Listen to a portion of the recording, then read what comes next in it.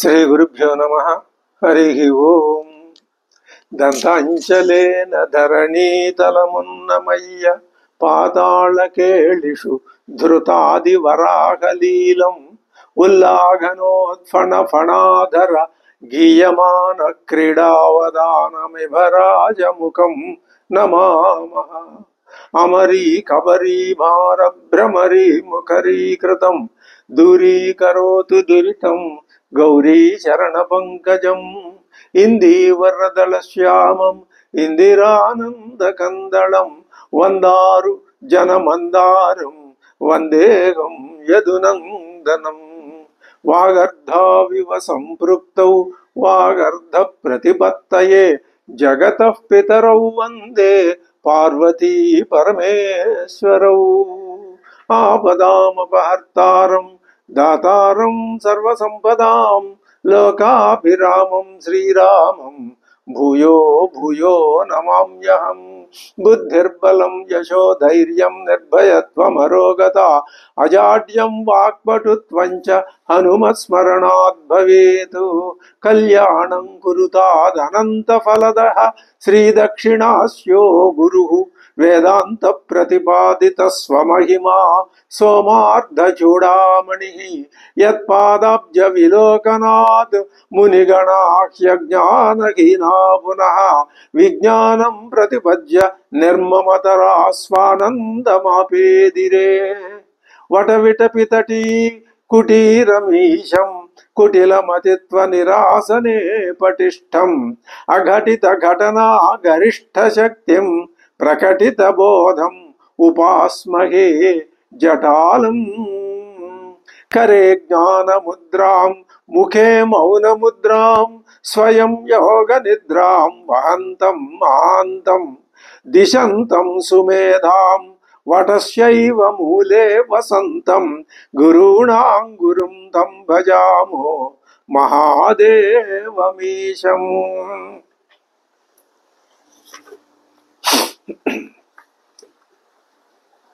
దైతేయోదగ్రసేవ్యం పటుతర విశిఖం భీషణం ఘోరనాదం దేవేంద్రస్తూయమాన స్ఫురధరి నికరానందకారాంశ్చ హత్వా దిక్పాలాన్ ప్రాప్తభోగాన్ మణి రుచి సుభగాన్ దిక్షుతాన్ స్థాపయిత్వా వీరశ్రీబంధురాంగః త్రిదశపతినుతః పాతు మాం వీరరామః. కౌసల్యా వీరగర్భాంబుధి ఘన విలసత్పూర్ణ చంద్రప్రకాశౌ మౌనీంద్ర స్వాంత పద్మ ప్రవిమల తరణిర్హి ధర్మ నైపుణ్యరూఢః.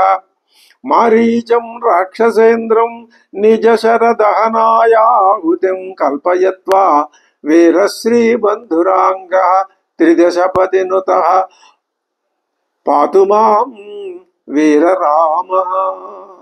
యో దండకారణ్య నిశాచరేంద్రాన్ కోదండలీలా విషయాంశ్చకార వేదండ శుండాయుత బాహుదండః కోదండపాణిః కులదైవతన్నః.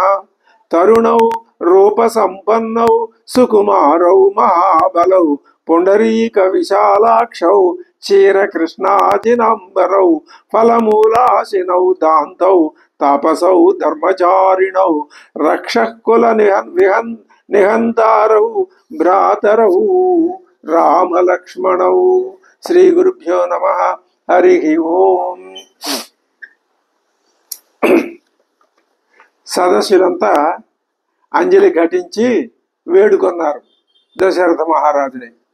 మహారాజా, మీరు అనుకున్నట్టుగా అదేవిధంగా శ్రీరామచంద్రుడికి యువరాజ్యాభిషేకాన్ని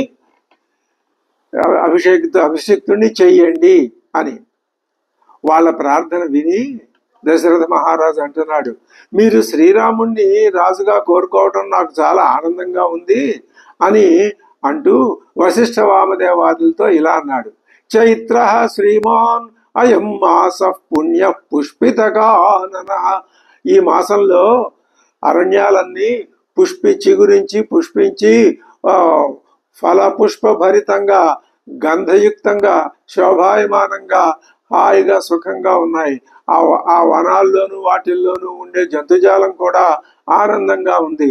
అదే సమయంలో పురాలు, నగరాలు, గ్రామాల్లో ఉన్నటువంటి ప్రజానీకం కూడా సుఖంగా హాయిగా ఉన్నారు. ఇది అందరికీ ఆనందాన్ని కలిగించే చైత్రమాసం. శ్రీమాన్ శోభతో కూడింది, కపుణ్య పవిత్రమైంది అని. కాబట్టి ఈ ఈ ఈ చైత్రమాసంలోనే శ్రీరాముడికి పట్టాభిషేకానికి తగిన ఏర్పాట్లు చేయించండి అని ఆజ్ఞాపించాడు ఆ దశరథ మహారాజు. ఆయన మాట వినగానే జనుల జయ జయధ్వానాలు మిన్నుముట్టాయి. మళ్ళీ వశిష్ఠుడితో అంటున్నాడు, పట్టాభిషేకానికి నిర్వహించవలసిన పనుల గురించి, సిద్ధపరచవలసిన సంభారాల గురించి మీరు ఆజ్ఞాపించండి మహర్షి అని. ఇక్కడ ఒక విశేషం ఏమంటే, ప్రజలకి, రాజకార్యాలకి, పట్టణాలకి సంబంధించినటువంటి విషయాల్లో రాజుకి సంపూర్ణమైన అవగాహన ఉంటుంది.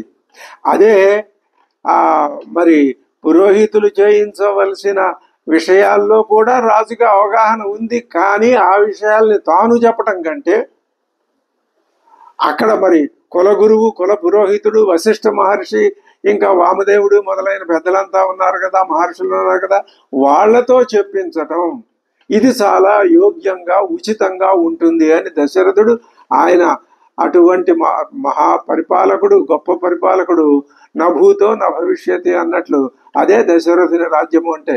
అందుకని ఉచితజ్ఞుడు ఆయన వశిష్ఠుడితో చెప్పిస్తున్నాడు. ఏమని చెప్తున్నాడు అంటే, అప్పుడు వశిష్ఠుడు అక్కడ ఉన్నటువంటి అధికారులందరినీ ఉద్దేశించి, ఆయన మహానుభావుడు, ఆయన చెప్తున్నాడు అని చెప్పిస్తున్నాడు. ఏమని, మీరు సువర్ణాదీని రత్నాని బలీన్ సర్వౌషధీరపి శుక్లమాల్యాంశ్చ లాజాంశ్చ పృథశ్చ మధుసర్పిషి. ఈ సంభారాలన్నీ సిద్ధం చేయించండి. ఇవన్నీ మనం చదువుకుంటేనే తెలిసిపోతూ ఉంటాయి. అహతాని చ వాసాంసి రథం సర్వాయుధాన్యపి చతురంగ బలం చైవ గజం చ శుభలక్షణం చామరౌ యజనే శ్వేతే ధ్వజం ఛత్రంచ పాండురం శతంచ శతకుంభానాం అగ్నివర్చసాం హిరణ్యశృంగం ఋషభం సమగ్రం వ్యాఘ్రచర్మ చ ఉపస్థాపయత ప్రాతః అగ్నియాగారం మహీపతే. రాజుగారి యొక్క అగ్నియాగారంలో, అగ్నిగృహంలో ఈ చెప్పినటువంటి సామగ్రి అంతా ఉపస్థాపయత తీసుకొచ్చి అక్కడ పెట్టించండి. ఇది వశిష్ఠుల వారు ఆ యాగ క్రియలకి, పట్టాభిషేక హోమాది క్రియలకి కావలసినటువంటి సంభారాలు అని ఆయన చెప్తున్నాడు. యచ్చాన్యత్ కించిదేష్టవ్యం తత్సర్వం ఉపకల్ప్యతాం. మేం చెప్పగా కించిదేష్టవ్యం, ఇంకా అక్కడ యజ్ఞయాగాదులకు కావలసినవి ఏమైనా ఉంటే అవి కూడా మీరు తీసుకురండి. అంతఃపురస్య ద్వారాణి సర్వస్య నగరస్య చ చందనస్రగ్భిరర్చ్యంతాం ధూపైశ్చ ఘ్రాణహారిభిః. చక్కగా నాసాపుటాలకి ఎంతో ఆహ్లాదాన్ని కలిగించేటటువంటి అత్యద్భుతమైన సుగంధ పరిమళాలని మొత్తం రాజ్యం అంతా వ్యాపింపజేసేటట్టు చేయండి. ద్వారాలు, నగర ద్వారాలు, వాటన్నింటినీ పూలదండలతో అలంకరించండి. ప్రశస్తమన్నం గుణవద్దధి క్షీరోపసేచనం. చక్కటి బియ్యంతో వండిన అన్నాలు, మంచి చక్కటి గడ్డ పెరుగు, పాలు, ద్విజానాం శతసహస్రే యత్ ప్రకామమలం. శతసహస్రాలైనటువంటి ద్విజులందరికీ ఈ సంతృప్తిని కలిగించే విధంగా ఈ అన్నాలు, దధి, ఘృతం ఇవన్నీ సమకూర్చండి. సత్కృత్య ద్విజ ముఖ్యానాం శ్వఃప్రభాతే ప్రదీయతాం ఘృతం దధి చ లాజాశ్చ దక్షిణాశ్చాపి పుష్కలాః. పుష్కలంగా దక్షిణలు సమకూర్చండి వాళ్ళకి. సూర్యే అభ్యుదిత మాత్రేశ్వ. రేపు ఉదయం సూర్యోదయం కాగానే భావిత స్వస్తివాచనం, స్వస్తివాచనం భావిత జరగబోతున్నది. బ్రాహ్మణాశ్చ నిమంత్రియంతాం. ఆ స్వస్తివాచకులైనటువంటి బ్రాహ్మణులందరినీ పిలిపించండి. కల్ప్యంతాం ఆసనాని చ వాళ్ళు కూర్చోవడానికి సుఖాసనాలు కల్పించండి.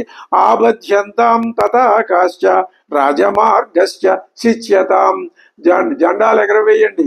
రాజమార్గాన్ని చక్కగా నీళ్లు చల్లి పరిశుభ్రం చేసి గుమ్మాల ముందు వాకిళ్లలో మంచి చక్కటి రత్నాల ముగ్గులు ముత్యాల ముగ్గులు వేయించండి. సర్వే చ తాళావచరాః గణికాశ్చ స్వలంకృతాః కక్ష్యాం ద్వితీయామాసాద్య తిష్టంతు నృపవేశ్మనః. రెండో కక్షలో రాజభవనానికి రెండవ కక్షలో గణికలు స్వలంకృతులైనటువంటి గణికలు వీళ్ళంతా ఆ మేళ తాళాలకి ఉత్సవాలు కార్యక్రమాలు నిర్వహించడానికి సిద్ధంగా వాళ్ళు కూడా ఉండాలి. దేవాయతన చైత్యేషు సాన్నభక్షా సదక్షిణా ఉపస్థాపయితవ్యా స్యు మాల్యయోగ్యా పృథక్ పృథకు. దేవాలయాలన్నీ చక్కగా అలంకరించండి. అక్కడ మంచి పూజాధికాలు జరిగేటట్లుగా ఏర్పాట్లు చేయండి. యుద్ధ వీరులు సైనికులు దీర్ఘాసిబద్ధా యోధాశ్చ సన్నద్ధాః మృష్టవాససః మహారాజాంగణం సర్వే ప్రవిశంతు మహోదయం. రాజాంగణంలో దృఢ బలవంతులైనటువంటి బలయుక్తులైనటువంటి సైనికుల్ని అక్కడక్కడ నియమించండి. కృతమిత్యేవ ఏవం యాదిశ్య విప్రౌతౌ క్రియాస్తత్ర సునిష్ఠితౌ చక్రతుశ్చైవ యచ్చేషం పార్థివాయ నివేద్య చ. ఈ సంభారాలన్నీ చెయ్యండి, ఈ పనులు చేయండి అని వశిష్ఠ మహర్షియాదులు వాళ్ళందరినీ ఆజ్ఞాపించి ఇదే విషయాన్ని రాజుగారికి కూడా నివేదించి అప్పుడు అంటున్నారు. అలా ఆదేశించారు. ఆదేశించిన తర్వాత అప్పుడు శ్రీరాముడిని ఇక్కడికి తీసుకొని రమ్మని సుమంత్రుణ్ణి ఆజ్ఞాపించాడు వశిష్ఠ మహర్షి. శ్రీరాముడు సుమంత్రుడు వెళ్ళి శ్రీరాముడిని తీసుకొచ్చాడు. సభలో అందరూ ఉన్నారు. శ్రీరాముడు తండ్రికి పాదాభివందనం చేశాడు. బంగారు సింహాసనం మీద శ్రీరాముడిని ఆసీనుడిని చేసి కూర్చోబెట్టి కొడుకుని చూసి ఎంతో మురిసిపోయాడు దశరథ మహారాజు. చూసి ఆయన ఎలా ఉన్నాడు అంటే జ్యేష్ఠాయామపి మే పత్న్యాం సదృశ్యాం సదృశస్వతః ఉత్పన్నస్త్వం గుణశ్రేష్ఠో మమ రామాత్మజ ప్రియ. నాకు మరి పట్టపురాణి అయినటువంటి కౌసల్యాదేవి యందు ఉదయించినటువంటి మహానుభావుడివయ్యా నువ్వు. యతస్త్వయా ప్రజాక్షేమా స్వగుణైరనురంజితా తస్మాత్ త్వం పుష్యయోగేన యవరాజ్యం అవాప్నుహి. నువ్వు యవరాజ్యాన్ని పొందు. పుష్యమి నక్షత్రం వచ్చిన సందర్భంగా ఎందుకని నీ యొక్క గుణముల చేత నువ్వు ప్రజలని అనురంజింపజేశావు. అదే నీకు అర్హత. కామతస్త్వం ప్రకృత్యైవ వినీతో గుణవానపి. సహజంగానే నువ్వు వినయ సంపన్నుడివి, మిక్కిలి సద్గుణ శోభితుడివి, గుణవానసి. నువ్వు అటువంటి వాడివే సహజంగా. అయినా నీ మీద వాత్సల్యంతో హితకరాలైనటువంటి 1-2 మాటలు గుణవచ్చపి తు స్నేహాత్ పుత్ర వక్ష్యామి తే హితం. నీకొక హితకరమైన మాట చెప్తాను విను నాయన. భూయో వినయమాస్తాయ. ఇది దశరథుడు ఎంతో ఉబలాట పడుతున్నాడు. అంటే దీన్ని ఏమంటారు ఆధునిక భాషలో, తన బాధ్యతని కొడుకుకి అందరి ఎదురకుండా అప్పచెప్పటం అన్నమాట. ఒక అధికారి మారినప్పుడు మరొక అధికారి అక్కడికి వచ్చే సందర్భంలో వెళ్ళిపోయే అధికారి కొత్తగా వచ్చే అధికారికి ఏ విధంగా బాధ్యతలు అప్పచెప్పేస్తాడో అలాగా భూయో వినయమాస్తాయ భవ నిత్యం జితేంద్రియ. భూయ మరలా వినయమాస్తాయ. నువ్వు వినయపూర్వకమైనటువంటి పద్ధతుల్లోనే నిత్యం జితేంద్రియ. నువ్వు ఎప్పుడు జితేంద్రియుడివయ్యే ఉండాలయ్యా. కామక్రోధ సముద్ధాని త్యజేథా. ఇది ప్రధానం. ఆయన రాజ్యాన్ని పరిపాలించడానికే కాదు, మన యొక్క ఈ శరీరం అనే రాజ్యాన్ని పరిపాలించుకోవటానికి కూడా ఇదే ప్రధానం. ఈ శరీరం ఏం చేస్తుంది? రాజ్యంలో కొన్ని అననుకూలమైన పరిస్థితులు ఉంటాయి. రాజు అయిన వాడు ఏం చేయాలి? ఆ అననుకూల పరిస్థితుల్ని నెమ్మదిగా పరిహరించుకుంటూ వాటి స్థానంలో అనుకూల పరిస్థితుల్ని ప్రతిష్ఠితం చేసుకోవాలి. అదే వ్యక్తిగా ఈ వ్యక్తికి మోక్ష సాధన, అదే రాజ్యపరంగా ప్రజలకి సౌఖ్య సాధన అవుతుంది. అదే చెప్తున్నాడు, భూయో వినయమాస్తాయ భవ నిత్యం జితేంద్రియ కామక్రోధ సముద్ధాని త్యజేధాక వ్యసనాని చ. రాజైన వాడికి వ్యసనం ఉండకూడదు, మానవుడైన వాడికి కూడా వ్యసనం ఉండకూడదు. వ్యసనం అంటే అనవసరమైన విషయాల మీద బుద్ధి లగ్నం కావటం. ఒకసారి లగ్నమై ఊరుకోక మళ్ళీ మళ్ళీ దాని వైపే ఆకర్షితం కావటమే వ్యసనం. అవి నువ్వు వాటి జోలికి పోవద్దు. పరోక్షయా వర్తమానో వృత్యా ప్రత్యక్షయా తథా అమాత్య ప్రభృతి సర్వా ప్రకృతిశ్చానురంజయ. పరోక్షంగా అంటే నువ్వు ఇక్కడే ఉన్నా రాజ్యంలో ఎక్కడెక్కడ ఏం జరుగుతోందో అది నువ్వు తెలుసుకోవాలి. జీవుడు మనస్సు ఇక్కడే ఉన్నా శరీరంలో ఏం జరుగుతుందో మనస్సు తెలుసుకోవాలి. తనకు అనుకూలమైన పరిస్థితిని మనస్సు శరీరంలో కల్పించుకోవాలి. తన యొక్క ప్రయాణానికి కావలసిన ఏర్పాట్లని మనస్సు తెలిసి చేసుకోవాలి. తెలియకపోతే ప్రయాణం అంటే ఏమిటని అడిగే దుస్థితి ఏర్పడవచ్చు. కాబట్టి పరోక్షయ వర్తమాన వృత్యా ప్రత్యక్షయా తథా. నీ రాజ్య విషయాల్ని ఇతర రాజ్య విషయాల్ని నువ్వు పరోక్షంగా తెలుసుకో, తగిన విధంగా వ్యవహరించు. అమాత్య ప్రభృతి సర్వాహ ప్రకృతిశ్చానురంజయ. అమాత్య ప్రభృతుల్ని మంత్రుల్ని కూడా నువ్వే జాగ్రత్తగా వాళ్ళతో చెప్పి చేయించుకోవాలి. అందరితోటి చెప్పి చేయించుకోవలసిన బాధ్యత రాజుదే. చేయించుకుంటే ఆ ఫలితం రాజుకి ఉంటుంది, ప్రజలకి ఉంటుంది. ప్రకృతిశ్చానురంజయ. అమాత్యుల్ని, సేనాపతుల్ని, పురరక్షకుల్ని, పురవాసుల్ని, జానపదులు మొదలైన ప్రజలందరినీ రంజింపజేయి. కోష్ఠాగారాయుధాగారై కృత్వా సన్నిచయాన్ బహూన్. కోష్ఠాగారాల్ని, ఆయుధాగారాల్ని ధనధాన్యాలతో, వివిధ ఆయుధాలతో నింపు. సామంతులు మొదలైన సప్త ప్రకృతులకి అనురాగాన్ని పంచి ఇవ్వు. రాజ్యాన్ని పాలించు. రాజును చూసి సామంతాదులు అమృతమును పొందిన అమరుల వలె సంతోషిస్తారు. కనుక నువ్వు మనోనిగ్రహంతో ఇంతవరకు తెలిపిన రీతిగా రాజ్యపాలన చేయి. ఇది చక్కగా సంక్షిప్తంగా రాజు ఎలా ఉండాలో, ఏం చేయాలో, తాను ఎంతవరకు ఏం చేశాడో, తాను ఏం చేస్తే శ్రీరాముడు ఏం చేస్తే ప్రజలకు మేలు జరుగుతుందో అది చూసి తాను ఆనందిస్తాడో ఈ విషయాల్ని స్పష్టంగా చెప్తున్నాడు. తస్య నందంతి మిత్రాణి కోష్ఠాగారాయుధాగారై కృత్వా సన్నిచయాన్ బహూన్ తుష్టానురక్త ప్రకృతి యః పాలయతి మేదినీం తస్య నందంతి మిత్రాణి లబ్ధ్వామృతమివామరాః. అమరులు అమృతం పొందినంత ఆనందిస్తారు. అటువంటి రాజు కనుక వాళ్ళకి లభిస్తే తస్మాత్ త్వమపి చ ఆత్మానం నియమ్యైవం సమాచర. నువ్వు ముందు ఆత్మానం నియమ్య, నువ్వు ఆత్మ నిగ్రహంతో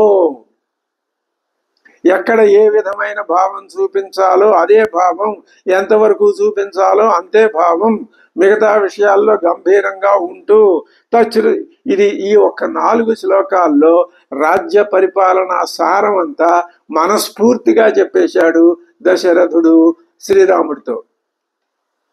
ఇక్కడ వెంటనే సందేహం వస్తుంది. ఏమని సందేహం వస్తుంది? ఈ పట్టాభిషేకం జరగదు కదా అని. ఎవరు చెప్పారు జరగదని? దశరథుడు జరుగుతుందని అనుకుంటున్నాడు. వశిష్ఠుడు ఏమైనా, ఆయన త్రికాలజ్ఞుడు, ఆయన జరగదని చెప్పాడా? జరుగుతుందనే రీతిలోనే ఆయన వ్యవహరిస్తున్నాడు కదా. కానీ జరగదని సామాన్యులకి తెలుసును. సామాన్యులు అంటే ఆ మామూలు ప్రజలు, ప్రకృతిలో ఉన్న ప్రజలని కాదు. కొంచెం మనం బాలకాండ చదివి వచ్చాం కాబట్టి మనకు తెలుస్తుంది. ఎలా తెలుస్తుంది అంటే, దశరథ మహారాజు యజ్ఞం చేస్తున్నప్పుడు 2 రకాల అంతరాలు ఆ యజ్ఞంలో కనపడ్డాయి మనకి. ఒకటి మామూలు సామాన్య పౌరులు, అది యజ్ఞం చేయించే ఆ ఋత్విక్కులు, ఇదంతా కంటికి కనిపించేది. ఇది కాక కంటికి కనపడని దృశ్యం కూడా అక్కడ జరిగింది. దేవతలంతా వాళ్ళ ఫలితాలు తీసుకోవటానికి అక్కడికి వచ్చి బ్రహ్మదేవుడు కూడా వస్తే ఆయనతో తమ బాధలు మొరపెట్టుకుంటూ ఉంటే ఇక్కడ ఇంకొక సందేహంలో సందేహం ఇంకొకటి కలుగుతుంది. ఏమండి, దశరథ మహారాజు ఎందుకోసం యజ్ఞం చేస్తున్నాడు? తన తరువాత వారసుడు లేడు అని, ఈ ప్రజల్ని ఎవరు పరిపాలిస్తారు అని ఒక భావం. రెండవది, తనకి సంతానం కావాలి, పుత్ర సంతానం ఉంటే తనకు పున్నామ నరకం ఉండదు, తను కృతకృత్యుణ్ణి అయిపోతాను అనేటటువంటి సనాతన ధర్మాన్ని ఆయన మనసులో ఉంది. కాబట్టి ఆ ఆలోచన, ఈ రెండు ఆలోచనలు ఆయన మనసులో ఉండి ఆయన పురోహితులు చెప్పిన విధంగా యజ్ఞం చేస్తున్నాడు. అయితే ఆ యాగఫలం పొందటానికి దేవతలు అక్కడికి వచ్చారు. దేవతలు వచ్చి బ్రహ్మదేవుని ఏమని ప్రార్థిస్తున్నారు? రావణాసురుడి వల్ల కలిగినటువంటి ఆ బాధల్ని వాళ్ళు ఆయనతో మొరపెట్టుకున్నారు. ఏమి, మానవులకి రావణాసురుడి వల్ల బాధలు కలగట్లేదా? మరి వీళ్ళు ఎందుకు మొరపెట్టుకోరు? దేవతలే ఎందుకు మొరపెట్టుకున్నారు? ఇది ఆలోచింపదగిన ప్రశ్నే.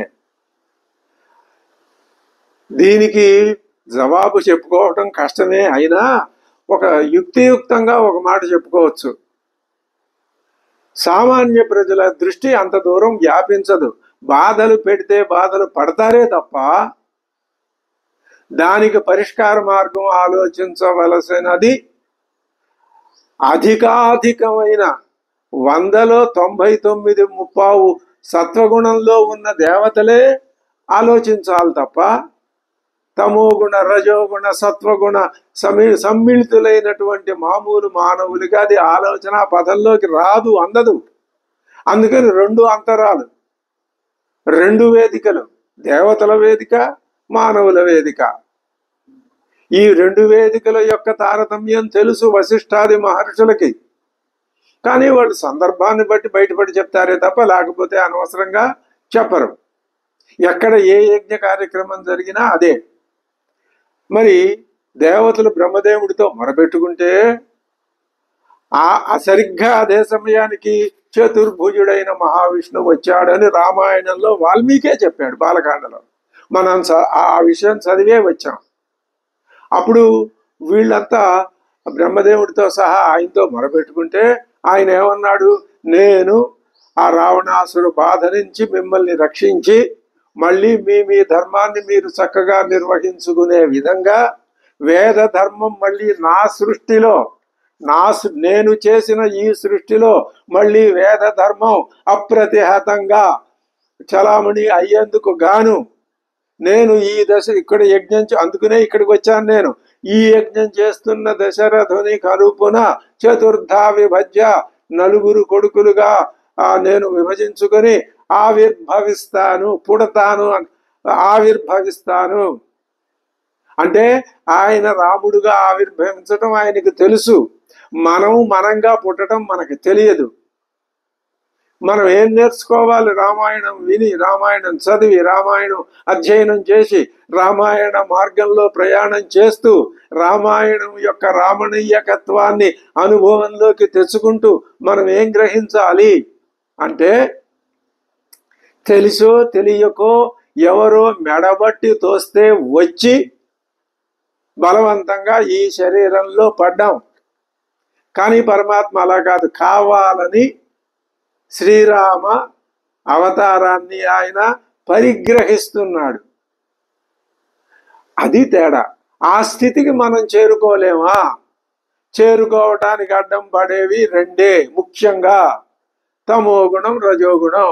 తమోగుణం ఆవరించేస్తుంది, రజోగుణం అది విస్ఫోటాన్ని కలిగించి అది ఏం చేస్తుందంటే కూర్చున్న మనిషిని ఊరికినే కూర్చొనివ్వదు. లేనిపోని ఆలోచనలని, పనికి రానివి, పాతాళానికి తొక్కేసేటటువంటి ఆలోచనలన్నిటినీ కల్పించేటటువంటిది రజోగుణం. ఈ 2 గుణాలు మనకి ఆ ఆలోచనని కలగనియ్యవు. మనం ఏం చెయ్యాలి అంటే, మళ్ళీ ఇటువంటి జన్మలో వచ్చి పడేటటువంటి ప్రమాదాన్ని మనమే నివారించుకోవాలి. మనకి వచ్చిన ఆపదను మనమే నిర్వహించుకోవాలి. ఎవ్వరూ వచ్చి నిర్వహించరు. మరి గజేంద్రుడికి శ్రీ మహావిష్ణువు వచ్చి అక్కడ ఆయన ఆ మొసలిని కథామాత్రంగా అక్కడ కూడా భాగవతం చెప్పుకునేటప్పుడు కూడా మనం ఇదే విషయాన్ని చెప్పుకోవాలి. శ్రీరాముడుగా పరమాత్మ ఏ విధంగా అవతరించాడో తెలిసి అవతరించినప్పుడు ఆయన తెలిసి అవతార పరిసమాప్తి చేస్తాడు. ఇంకా మరణమే ఉంది ఆయనకి. ఒక మహానటుడు ఉన్నాడు. నటుడు కాకుండా ఆయన వ్యక్తిగా ఉంటున్నాడు. ఆ వ్యక్తిగా ఉన్న ఆ వ్యక్తి ఏం చేస్తున్నాడు? నటుడు వేషం వేసుకుని ఆ పాత్రలో ప్రవేశించి ఆ పాత్ర చెప్పవలసిన కథను నడిపి మళ్ళీ ఆ వేషం అది చెరిపేసుకుని మళ్ళీ తానైపోతున్నాడా లేదా? ఇంకా ఇక్కడ ఆ వేషం పుట్టిందని పోయిందని ఎవరైనా అనగలరా? అనలేరు కదా. అలాగే పరమాత్మ రాముడుగా వచ్చాడు, ఉన్నాడు, బోధ చేశాడు, నేర్పాడు, వెళ్ళిపోయాడు. అక్కడ మరణం అనే మాట లేదు. నిజానికి మనకి కూడా మరణం అనే మాట లేదు. కానీ ఉందనుకుని భయపడిపోతున్నాం. మరణం ఒక పెద్ద భూతంలాగా మనని పట్టుకుని పీడించేస్తుంది. అది ఉట్టిది. మరణం అనేది ఒక అబద్ధం. ఈ విషయాన్ని గురించి తెలుసుకునే ముందు ఇప్పుడు శ్రీరామ అవతారం ఏ విధంగా వచ్చిందో భాగవతంలో కృష్ణావతారం కూడా సందర్భం ప్రసక్తి వచ్చింది కాబట్టి ఆ ఒక్క మాట చెప్పుకుంటే మనకి ఇందులో దోషం లేదు. భాగవతం పెద్దలందరూ చెప్తున్నారు. ఏమని చెప్తున్నారు? భాగవతం శ్రీకృష్ణుని యొక్క నిర్యాణంతో ప్రారంభమైంది. మరి ఆ తర్వాత దశమ స్కంధంలో బాల్యం దగ్గర నుంచి ఆయన అవతార వైభవం అంతా పూర్తిగా కళ్ళకు కట్టినట్టు దశమస్కంధం వర్ణించింది కదా. ఇది ఈనాటి నవలలు, కథలు ఇలాంటి వాటికి కూడా ఈ ముందు నిర్యాణం, తర్వాత జన్మ, ఇది కదా మనకి భాగవతం చెప్పిందని విశేషాన్ని పెద్దలందరూ చెప్తున్నారు. దాన్ని ఎలా సమన్వయించుకోవాలి? మనం మన యొక్క బుద్ధి ప్రజ్ఞను ఉపయోగించి ఒక్క చిన్న మాట చెప్పుకుంటే సమన్వయం అయిపోతుంది. ఏమిటది అంటే, నిర్యాణము అంటే శ్రీరాముడి బోధనకి శ్రీకృష్ణుడి బోధనకి చాలా తేడా ఉంది. శ్రీకృష్ణుడు ఆయన ఏం చేశాడు? అక్కడ భాగవతంలో ఏం చెప్పారు? ముందు నిర్యాణం అని చెప్పారు. ఆ నిర్యాణాన్ని మనం ఏమంటున్నాం? మరణం అంటున్నాం. నువ్వు మరణం తర్వాత మరణిస్తావు. మరణించిన తర్వాత ఏం చేయాలి అంటే, ఇంకా నిర్యాణం తర్వాత మళ్ళీ జన్మ వస్తే ఆ జన్మకి నిర్యాణం అనేది లేదు, మరణం అనేది లేదు, అది అమృతంగా ఉంటుంది అనే విషయాన్ని ముందు నిర్యాణం చెప్పి, నిర్యాణం వలన వచ్చినటువంటి ఆ భయాన్ని పోగొట్టి, ఇది నిర్యాణం కాదు, పరమాత్మ ఎప్పుడు కావాలనుకుంటే అప్పుడు, అధర్మం పెరిగిపోయినప్పుడు అని మనకి చెప్పాడు కదా. ఆయనే చెప్పాడు కదా, ఆయన అవతరిస్తాడు. ఆ ప్రయోజనం నెరవేరిన తర్వాత మళ్ళీ ఆయన నిష్క్రమిస్తాడు. ఇది మనకి వేదం దగ్గర నుంచి, పురాణాల దగ్గర నుంచి, ఇతర మొత్తం అన్ని మనకి చెప్పేటటువంటి విషయం.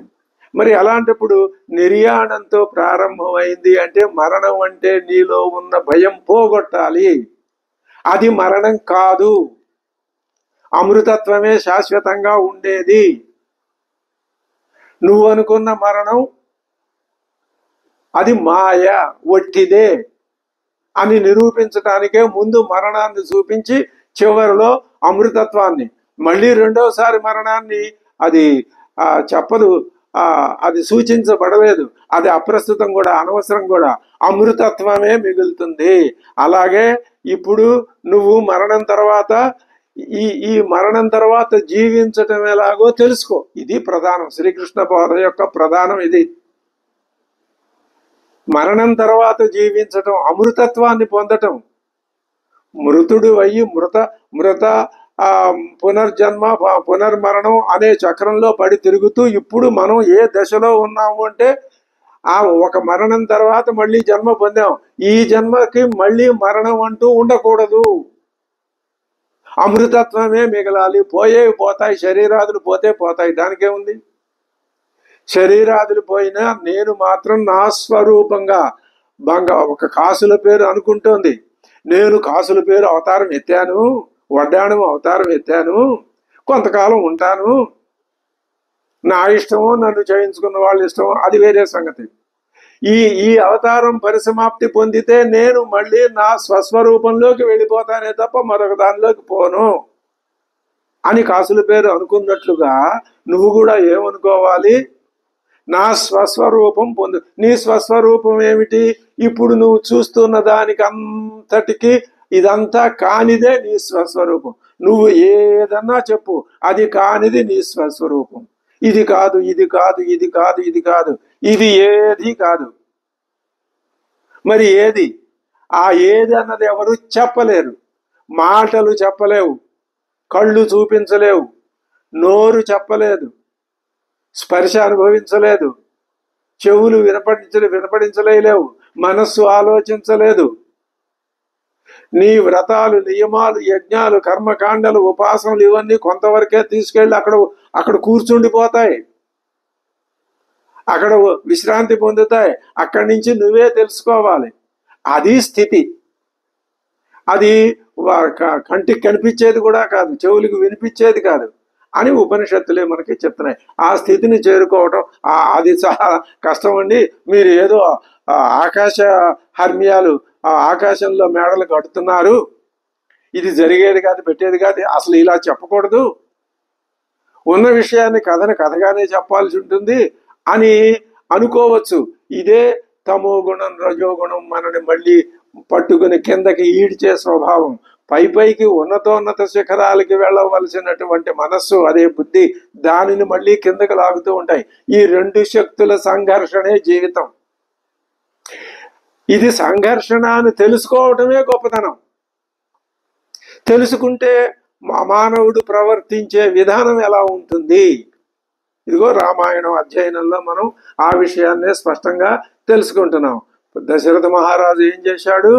4 శ్లోకాల్లో తన మనస్సులో ఉన్నటువంటి తాను 60,000 సంవత్సరాలు పరిపాలించిన పాలనా ఆ సారాన్నంతా 4 శ్లోకాల్లో పిండి చిక్కబరిచి దాన్ని గడ్డగట్టింపజేసి శ్రీరాముడికి చెప్పేశాడు. తస్య నందంతి మిత్రాణి లబ్ధ్వా అమృతమివామరాః తస్మాత్త్వమపి చాత్మానం నియమ్యైవం సమాచర తచ్ఛ్రుత్వా సుహృదస్తస్య రామస్య ప్రియకారిణః త్వరితాః శీఘ్రమభ్యేత్య కౌసల్యాయై నివేదయన్.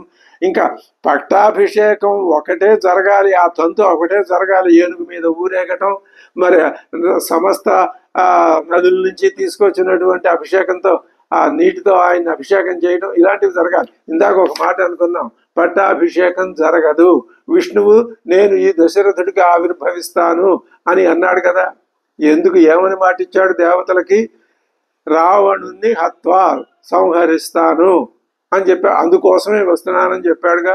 రాముడు అందుకోసమే పుట్టాడని కొంతమంది మహానుభావులకి సత్వగుణాధిక్యం మానవుల్లోనే, దేవతల అనేటటువంటి అంతరం, మానవులనే అంతరం, రాక్షసులనే అంతరం, 3 అంతరాలు ఈ భూలోకంలోనే ఉన్నాయి. భూమి కాక వేరే లోకం ఇదే లేదని చెప్పకూడదు. ఎక్కడ ఉంది? ఇదే సత్వాధిక్యమే దేవతా లోకం అని ఆయన చెప్పాడు కదా. వాళ్ళకి కొందరికైనా అర్థమవుతుంది కదా. శాస్త్రం అందరూ చదువుకుంటారు, దాని యొక్క రహస్యం ఏ ఒకడికో ఇద్దరికో అర్థమవుతుంది. మిగతా వాళ్ళంతా తక్కువ వాళ్ళే. వాళ్ళకంటే ఇంకా శాస్త్రాన్ని అభ్యసించిన వాళ్ళలో ఇంకా తక్కువ వాళ్ళు. ఉదయం మన ఒక పరీక్ష జరిగితే 3వ శ్రేణిలో పాస్ అయ్యేవాళ్ళు, 2వ శ్రేణిలో పాస్ అయ్యేవాళ్ళు, 1వ శ్రేణిలో పాస్ అయ్యేవాళ్ళు, ఉత్తమోత్తమైన శ్రేణిలో పాస్ అయ్యేవాళ్ళు అంతరాలు ఇవాళ మానవుల్లో మనం చూస్తూనే ఉన్నాంగా. అది అంతే. వాళ్ళకి అర్థమవుతుంది ఈ దేవతల మధ్య జరిగిన సంభాషణ. అప్పుడు వాళ్ళు ఏమన్నారు?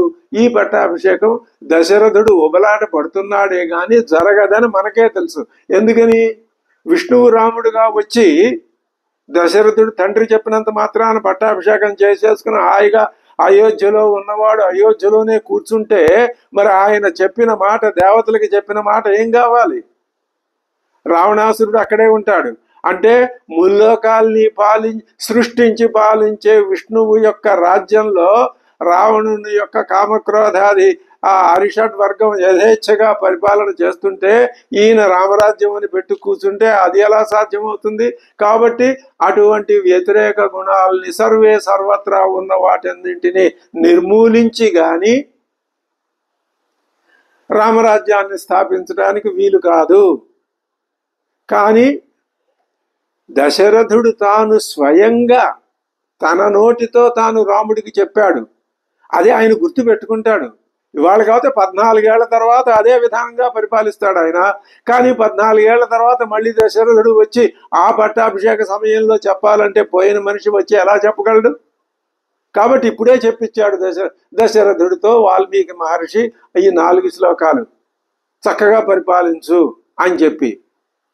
ఈ మాట ఎప్పుడైతే ఇంకా రేపు జరగబోయేదంతా మామూలు కార్యక్రమమే, జరుగుతుందో లేదో ఎవరికి తెలియదు. కానీ మొత్తం మీద ఇప్పుడు మనస్సులో మాత్రం రాముణ్ణి ఆ సింహాసనం మీద కూర్చోబెట్టాడు, తాను చూసుకుంటున్నాడు, చెప్పవలసింది చెప్పాడు. ఈ విధంగా దశరథుడి జన్మ కృతార్థమైంది. ఈ మాటను తీసుకెళ్లి రాముడి స్నేహితులు పరుగున వెళ్ళి కౌసల్యతో వెళ్ళి అమ్మ ఇలాగా మన రాముణ్ణి రాజుగారు యువరాజును చేస్తామన్నారు అని. సా హిరణ్యం చ గాశ్చైవ రత్నాని వివిధాని చ వ్యాధిదేశ ప్రియాక్షేభ్య కౌసల్యా ప్రమదోత్తమ అధాభివాజ్య రాజానం రథమారుహ్య రాఘవ యయౌ స్వం దుతిమద్వేష్మ జనౌకై ప్రతిపూజ్జిత. రాజుగారికి అభివాదనలు చేసి ఆయన దగ్గర సెలవు తీసుకుని రాఘవుడు శ్రీరామచంద్రుడు స్వం వేష్మ తన యొక్క నివేశానికి బయలుదేరినాడు. తేజాపి పౌరా నృపతేర్వచస్తు శ్రుత్వా తదా లాభమవేష్టమాశు నరేంద్రమామంత్ర్య గృహాణి గత్వా దేవాన్ సమానర్చురతి ప్రహృష్టాః.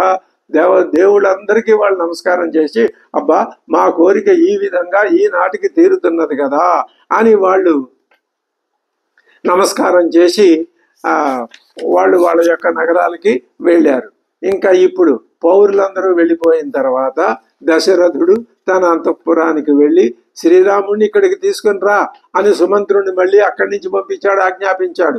సుమంత్రుడి రాక విని పట్టాభిషేకానికి ఏదైనా అంతరాయం వచ్చిందా అని రాముడు శంకాన్వితో భవతు. సుమంత్రుడు వస్తున్నాడు రాముడిని తీసుకెళ్ళడానికి దశరథుడు ఆజ్ఞ ప్రకారం. మళ్ళీ వస్తున్నాడు, నేను ఇప్పుడే కదా వచ్చాను, మళ్ళీ వస్తున్నాడు ఏమిటి, పట్టాభిషేకానికి ఏదైనా ఒక ఆటంకం కలిగిందా అని మనస్సులో శ్రీరామచంద్రుడి మనస్సులో ఒక ఆలోచన కలిగింది. అది యథార్థమే. సత్పురుషుల మనస్సులో అనవసరమైన ఆలోచనలు రావు. అది జరగబోతోందని వాల్మీకి స్పష్టంగా సూచిస్తున్నాడు. అంటే ఏమన్నమాట, ఆయన మనస్సులో పట్టాభిషేకం కంటే ముందు తాను నిర్వహించవలసినటువంటి గొప్ప గొప్ప కార్యాలు, మరి ప్రధానమైన పనులు, చాలా ప్రజోపయోగాలైనటువంటి పనులు ఉన్నాయి. అది ఆ ఉద్దేశంతో ఆయన మాట అనుకున్నాడు. శంకాన్వితో భవతు. సుమంత్రుడి వచ్చి చెప్పాడు రాజాజ్ఞ విని వెంటనే రాజభవనానికి వెళ్ళాడు శ్రీరాముడు. రాజభవనానికి వెళ్తుంటే ఆయన వస్తుంటే దూరం నుంచే శ్రీరాముడు దూరం నుంచే తండ్రికి ప్రణమిల్లాడట.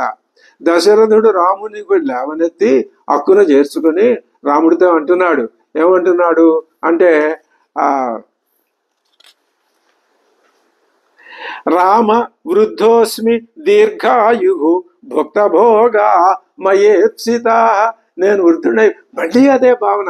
ఆయన మనస్సు ఎంత ఆరాట పడిపోతుందో దీన్ని బట్టి మనకి మానవుడి మనస్తత్వం ఎప్పుడు అలాగే ఉంటుంది. నాయన నేను దీర్ఘాయువునైపోయినానయ్యా. భుక్తా భోగా మయా ఈప్సితా. ఏ భోగాలు అనుభవించాలో అన్ని అనుభవించేశాను. అన్నవద్ధి క్రతుశతై తథేష్టం భూరి దక్షిణై. నేను క్రతుశతం చేశాను, యజ్ఞాలు అనేకం చేశాను.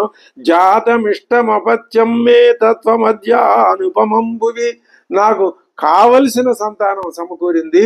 నువ్వు నా సంతానంలో అనుపమం, నీతో పోటీ అయిన వాళ్ళు ఎవరు లేరు. అటువంటి నా సంతానం నువ్వు నాకు కలిగావు. దత్తమిష్టం అధీతంచ మయా పురుష సత్తమా.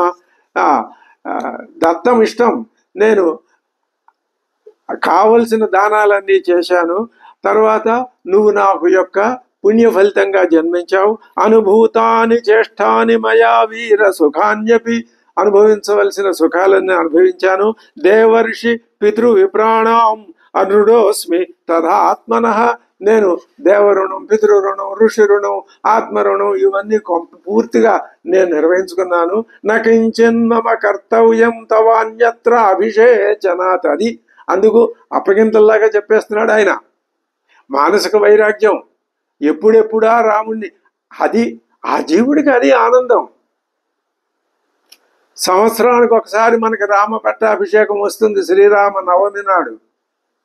మనం కూడా దశరథులం అయితే రామ పట్టాభిషేకం ఊరూరా వాడవాడ అన్ని ప్రదేశాల్లో ఎక్కడ స్థాయికి తగ్గట్టు అక్కడ జరుగుతూ ఉంటే అవన్నీ దర్శించి మనం ఇప్పుడు దశరథుడు పొందినటువంటి అనుభూతిని పొందగలిగితే అప్పుడు ప్రతి సంవత్సరం జరపబడేటటువంటి ఆ రామ పట్టాభిషేకాలు సార్థకమవుతాయి. అంతే తప్ప ఏదో ఆడంబరంగా అక్కడ అలా జరిగింది కాబట్టి మనం ఇక్కడ ఇంకా ఇంతకంటే ఎక్కువగా ఈ విధమైనటువంటి పోటీలు, మనస్తత్వాలు అవి మనల్ని ఇందాక చెప్పుకున్నట్టు తమో గుణం వైపుకి, రజోగుణం వైపుకి లాగేసేవే తప్ప మానసికమైనటువంటి నిష్కృతికి ఏమాత్రం తోడ్పడవు. అతో యతు త్వామహం బ్రూయాం తన్మే త్వం కరిష్యసి అద్య ప్రకృతయ సర్వా త్వామిచ్చంతి నరాధిపం. ప్రకృతయ సర్వా, మొత్తం సమస్త భూమి మేదిని ముల్లోకాలు కూడా, ప్రజలందరూ కూడా, అన్ని వర్గాల అన్ని రకాల ప్రజలు కూడా త్వామిచ్చంతి నరాధిపం, నువ్వే రాజు కావాలని వాళ్ళంతా కోరుకుంటున్నారు. అతస్త్వాం యువరాజానం అభిషేక్ష్యామి. ఆ చెప్పిన మాట మళ్ళీ చెప్తున్నాడు. ఆయనకి సంతృప్తి కలగటం లేదు. నేను కోరుకుంటున్నాను, ప్రజలు కూడా అదే కోరుకుంటున్నారు. ఈ మధ్యన నాకు అనేక అపశకునాలు కనపడుతున్నాయి నాయన. కాబట్టి రేపు చంద్రుడు పుష్యమిలోకి రాగానే నీకు పట్టాభిషేకం జరిపించేస్తానయ్యా, నువ్వు జరిపించేసుకో. నువ్వు కోడలు కూడా ఈ రాత్రికి ఉపవాసం ఉండండి. ఈ మాట అక్కడ చెప్పలేదు సభలో, అది చెప్పడానికి పిలిపించి మళ్ళీ అన్నీ చెప్పి తన యొక్క మనస్సులో ఉన్నటువంటి ఆ ప్రగాఢమైన వాంఛనంతా మరొకసారి బయట పెట్టుకుని నువ్వు ఈ రాత్రికే ఉపవాసం చెయ్యి అని చెప్తూ ఏమన్నాడు, తస్మాత్ త్వయా అద్య ప్రభృతి నిషేయం నియతాత్మన సహవద్వా ఉపవస్తవ్య దర్భ ప్రస్తరశాయన. కుశలు పరిచినటువంటి తల్పం మీద శయనించండి, ఈ రాత్రికే ఉపవాస వ్రత దీక్ష స్వీకరించండి, నువ్వు కోడలు కూడా ఇద్దరు కూడా అని ఈ రాత్రికి ఉపవాసం ఉండండి అని చెప్పి, ఇది ఇంకొక విషయం కూడా చెప్తున్నాను. భరతుడు ఇక్కడికి వచ్చే లోపలే ఈ పట్టాభిషేకం అయిపోవాలి. ఆయన ఇందాక చెప్పాడు, ఎన్నో ఉపద్రవాలు, శకునాలు, నాకు కళలు ఇవన్నీ వస్తున్నాయి. ఆ కళల ఫలితంగా ఆయన మనస్సు ఏదో ఒక ఘోరమైన ప్రమాదాన్ని శంకిస్తోంది. అందుకోసం ఆయన త్వరపడుతున్నాడు. కాబట్టి ఈ పట్టాభిషేకం అయిపోవాలి. అతడు మంచివాడే, కానీ ఒక్కొక్కప్పుడు సత్పురుషులకు కూడా రాగద్వేషాలు వాళ్ళని కూడా బాధిస్తూ ఉంటాయి కదా. వెళ్ళు, నేను చెప్పినట్లు చెయ్యి అన్నాడు. వెంటనే శ్రీరాముడు తన తల్లి వద్దకు వెళ్ళాడు. ఆమె ఎలా ఉంది? పట్టు వస్త్రాలు ధరించి దైవ మందిరంలో ప్రార్థన చేస్తున్నది. రాముని యొక్క పట్టాభిషేక వార్త విని అప్పటికే సుమిత్ర, లక్ష్మణుడు కూడా అక్కడికి చేరుకున్నారు. సీత కూడా అక్కడికి వచ్చింది. అప్పుడు శ్రీరాముడు తల్లితో మొత్తం విషయం అంతా చెప్పి, అమ్మా, నేను సీత ఈ రాత్రికి ఉపవాసం చేయాలమ్మా, కాబట్టి ఆ మంగళాచరణ కార్యక్రమాన్ని మాకు నువ్వు నిర్వహింపజేయవమ్మా ఆమె అని అన్నాడు అమ్మతో.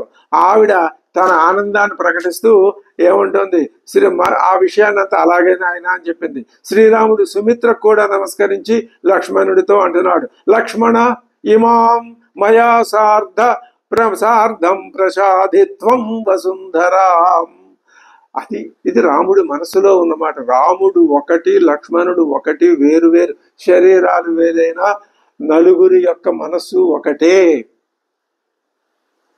ఓ లక్ష్మణ, నాతో సహా నువ్వు ఈ రాజ్యాన్ని ఏలు, శాసించు, పరిపాలించు. ఆ మాట ఆయన చెప్పాలా? లక్ష్మణుడికి తెలుసు, కానీ అన్నగారు చెప్పాలి. చెప్తే మనసులో ఉన్నటువంటి విషయం లక్ష్మణుడు చెప్తే ఆయనకి అదొక ఆనందం. ద్వితీయం మే అంతరాత్మానం త్వాం ఇయం శ్రీ రూపస్థి. నువ్వు నా యొక్క ద్వితీయమైన అంతరాత్మ. నా అంతరాత్మే నువ్వు, ఇంక ద్వితీయం లేదు, ఒకటి లేదు, రెండు లేదు. నా అంతరాత్మే నువ్వు, నువ్వే నేను. పోనీ నా స్వరూపం నాకు ఉంది అనుకుంటే నువ్వు నా ద్వితీయమైన అంతరాత్మవి. బయట ఉన్నావు కదా అని ఎవరైనా అనుమానిస్తే రెండవ అంతరాత్మవి అని సమాధానం చెప్పుకోవచ్చు. ఇయం త్వామియం శ్రీ రూపస్థిత. నీకు ఈ రాజ్య సంపద వచ్చిందయ్యా. సౌమిత్రే. ఇది అద్భుతమైన శ్లోకం. శ్రీరాముని యొక్క భ్రాతృభక్తిని ప్రకటించేటటువంటి పరమ ముఖ్యమైన శ్లోకం. సౌమిత్రే భుంక్ష్వ భోగాన్ త్వం ఇష్టాన్ రాజ్యఫలాన్ని చ. రాజ్యఫలాలు అనుభవించు. ఇక్కడ మళ్ళీ అనుమానం వస్తుంది, ఏమండి వీళ్ళు రాజులు అవటం, రాజ్య ఫలాల్ని వీళ్ళు అనుభవిస్తూ కూర్చోవడానికి ఇదే ఆదర్శమైంది. తర్వాత వందల సంవత్సరాల్లో దుష్ట పరిపాలకులు, రావణాసురుడి తత్వం అదే. రాజ్య ఫలాలు అనుభవించడమే అతగాడి యొక్క ఇది. కానీ రాముడు ఏమంటున్నాడు? రాముడికి రాజ్య ఫలాల మీద కాంక్ష లేదు, నువ్వు నా రెండవ అంతరాత్మ అంటున్నాడు. రాజు రాజ్య ఫలాలను అనుభవించాలి. ఎందుకు? రాముడు లక్ష్మణుడి ద్వారా అనుభవిస్తున్నాడని అనుకోవచ్చుగా, తప్పేం లేదు దాంట్లో. ఎందుకని? రాముడికి తెలుసును రాజ్య ఫలాలు తాము అనుభవించటం వలన ఆ ఫలాలు తమకి చెందవని, ప్రజలకే చెందుతాయి అనే భావం ఇద్దరికి కల్పించటం కోసమే ఈ మాట చెప్తున్నాడు. రావణాసురుడు ఆ మాట అనుకోడు. ప్రజలంటే అతనికి లెక్కలేదు. ఈ భేదాన్ని స్పష్టంగా వాల్మీకి ప్రతి చోట రాముడి నోట మాట వచ్చింది అంటే, మనం ఇంకొక కొన్ని విషయాలు బాలకాండలో కొన్ని విషయాలను మళ్ళీ మనం బాలకాండ చదివే అయోధ్యాకాండలోకి వచ్చాం కదా. అయోధ్యాకాండకి మూలం పునాది బాలకాండే కదా. ఈ రెండు కాండలు కలిపి అరణ్యకాండకి కదా. మరి అలాగే ఈ 5 కాండలు కలిపి యుద్ధకాండకి పునాది కదా. పట్టాభిషేకానికి మొత్తం రామాయణం అంతా పునాది కదా. ఇది విడిచిపెట్టి మొత్తం పట్టాభిషేకం ఉంటుందా? అక్కడ జరగాల్సిన పట్టాభిషేకం ఇది. దీన్ని ఇంగ్లీష్లో అన్నట్టు షాడో పట్టాభిషేకం అనమాట. సౌమిత్రే భుంక్ష్వభోగాన్. ఇక్కడ ఈ మాట అనకపోతే రేపు తాను వనవాసానికి వెళ్ళబోయేటప్పుడు లక్ష్మణుడు ఏమైనా సరే తన మీద తనని రాజ్యాన్ని పరిపాలించమన్నాడని ఆనందించి కూర్చోడు కదా. అన్న కష్టాలు పడుతుంటే తాను ఇక్కడ ఉంటాడా? అన్న తనని రాజ్య సుఖాలు అనుభవించమన్నాడు, తాను అరణ్యంలో బాధలు పట్టడానికి వెళ్తున్నాడు. ఈ రాజ్య సుఖాలు నాకు అక్కర్లేదు, నాకు అన్నే ప్రధానం. అన్న యొక్క హృదయం ఎంత గొప్పదో నాకు మొన్న పట్టాభిషేకం ముందు రోజునే ఆయన చెప్పాడు. అలా ఉండాలి మనస్తత్వం యొక్క పెరుగుదల, ఎదుగుదల. మనస్తత్వం ఒక మంచి నుంచి మరొక మంచిలోకి అలా వెళ్ళాలి తప్ప స్వార్థాన్ని ప్రేరేపించేదిగా ఉండకూడదు. ఇది లక్ష్మణుని పాత్ర వలన పాఠక జనం తెలుసుకోవలసిన విషయం. శ్రీరాముని పాత్ర వలన శ్రీరాముడు మొట్టమొదటి నుంచి ఆయన మాటలు చాలా ప్రధానమని మనం తెలుసుకున్నాం. ఈ మాటలన్నీ ఒక చోట గుదిగుర్చి ఒక హారంగా తయారు చేసి దాని గురించి కూడా మనం చర్చించుకోవచ్చు. రామాయణం ఎన్ని విధాలుగా ఎన్ని దృక్పథాలతో చదివి దాన్ని తనివి తీరుతుంది. ఎందుకని ఇంత అంటే, రామాయణం అంటే జాతి జనుల జీవితమే. జాతి జనుల జీవితంలో రామాయణాన్ని చూడగలగటం అంటే ఇదే. ఈ రెండు ఒకదాన్ని విడిచి ఒకటి ఉండలేవు. జనాన్ని విడిచి రామాయణం ఉండదు, రామాయణాన్ని విడిచి జనం ఉండరు. కానీ జనం ఉంటున్నారు కదా, ఉంటారు. తమో గుణం రజోగుణం యొక్క ప్రభావం. సరే, సౌమిత్రే భుంక్ష్వభోగాన్ త్వం ఇష్టాన్ రాజ్య ఫలాని చ జీవితం హి రాజ్యం చ త్వదర్థం అభికామయే. నా ప్రాణం నీకోసమేనయ్యా. ఏం అద్భుతమైన మాట అది. జీవితంచ రాజ్యంచ, అసలు నా జీవితమే నీకోసం, నేను పుట్టిందే నీకోసం, నేను బ్రతికేదే నీకోసం, నా ప్రాణమే నీకోసం. ఇప్పుడు ఈ రాజ్యం వస్తుంది, ఈ రాజ్యము నీకోసమే. రేపొద్దున అరణ్యాలు వస్తాయా, కష్టాలు వస్తాయి, అవి నీకోసమే అని అనడు. వద్దయ్యా అంటాడు ఆయన. ఇది లోక ధర్మం. లోకంలో మానవుల మనస్తత్వాన్ని రామాయణం విశ్లేషించినంతగా మరి ఏ కావ్యం ఆనాటి నుంచి ఈనాటి వరకు విశ్లేషించలేదు. ఆ తర్వాత అందరినీ వీడ్కొని తాను తన భవనానికి వెళ్ళాడు శ్రీరామచంద్రుడు. ఈ విధంగా మొత్తం మనం రామాయణ అధ్యయనంలో 4 సర్గల వరకు పూర్తి చేసుకున్నాం. అయిన తర్వాత 5వ సర్గలోకి ప్రవేశించి ఆ విశేషాలు ఎలా ఉంటాయి అనేది తరువాత ఎపిసోడ్లో తెలుసుకుందాం.